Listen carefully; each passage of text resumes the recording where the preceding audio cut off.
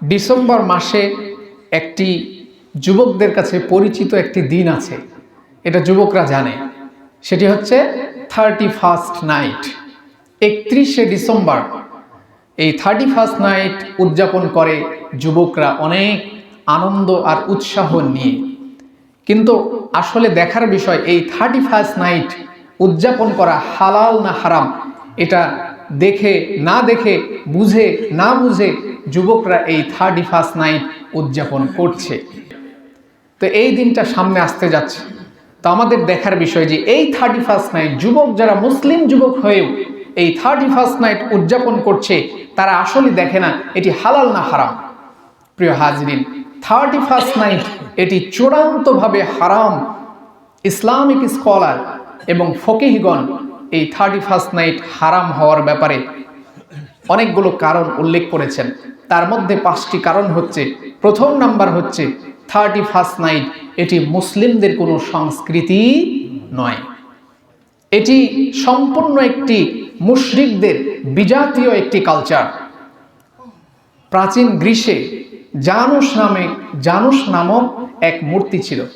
জানুস নামক এক মূর্তি, দ্বিমুখী মূর্তি।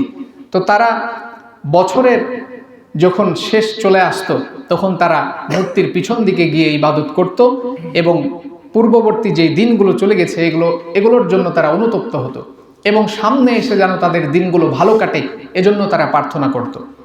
তো এই জানুস নামক মূর্তির উদযাপন থেকে আস্তে আস্তে এই 31st নাইট গোটা পৃথিবী এবং বিভিন্ন ধর্ম এবং বিভিন্ন গোষ্ঠীর মাঝে এটি ছড়িয়ে পড়ে এবং আস্তে আস্তে মুসলিমরা এবং মুসলিমদের সন্তানরাও এই 31st নাইটকে একেবারে আনন্দ উৎসাহের সাথে উদযাপন করছে, অথচ এটি মুসলিমদের কোনো সংস্কৃতি নয়। আর হাদিসে এসেছে, মান তাশাব্বাহা বিকওমিন ফাহুয়া মিনহুম। বিশ্বনবী বলছেন, যে ব্যক্তি কোনো জাতির সংস্কৃতি অনুসরণ করলো সে তাদেরই বলে গণ্য হলো। অতএব কেউ যদি 31st নাইট উদযাপন করে, বিশ্বনবীর হাদিস অনুযায়ী সেও বিজাতীয় বলে গণ্য হবে। এজন্য এটি আমাদের সংস্কৃতি নয়। এটির কারণে প্রথম নাম্বার, এটির কারণে এটি হারাম। 2 নাম্বার হচ্ছে এই 31st নাইটে অশ্লীলতা হয়। বিভিন্ন নাচ গান এবং নারী পুরুষের অবাধ মেলামেশা, ফ্রি মিক্সিং নাচ গান, এটি ইসলামে হালাল না হারাম? সবাই বলেন হালাল না হারাম? হারাম। তাহলে এই হারাম কাজ 31st নাইটে হয়। 3 নাম্বার হচ্ছে এখানে অপচয় হয়। কি হয়? অপচয় করা। হাদিসে এসেছে, অপচয়কারী শয়তানের ভাই। তাহলে অপচয় ইসলামে হালাল না হারাম? হারাম। তাহলে এই অপচয় হয় 31st নাইটে। আমরা তো গ্রামে আছি, মনে করছি যে কিসের অপচয়, একটু পিকনিক করছে ছেলেরা, 50 টাকা 100 টাকা করে তুলে পিকনিক করছে, এখানে অপচয় কিসের? কিন্তু দেখবেন, একটু শহরের দিকে তাকালে দেখবেন যে লাখ লাখ টাকা এই 31st নাইটের পিছনে যুবকরা নষ্ট করছে। অথচ এই টাকাগুলো নষ্ট না করে যদি এই শীতে যে সমস্ত মানুষরা কাঁপছে তাদেরকে যদি একটু পোশাক কিনে দিত, তাদের পাশে যদি একটু দাঁড়াতো, তাহলে এই টাকাগুলো সদকায়ে জারিয়া হয়ে যেত। কিন্তু পিকনিক, ডিজে পার্টি, এরকম হারাম কাজের মধ্যে যুবকরা এই টাকাগুলো অপচয় করছে। 3 নম্বর কারণ। 4 নম্বর কারণ হচ্ছে এটি এই যে প্রভাব রেখে যাচ্ছে আমাদের আগামী প্রজন্মের জন্য হুমকি স্বরূপ।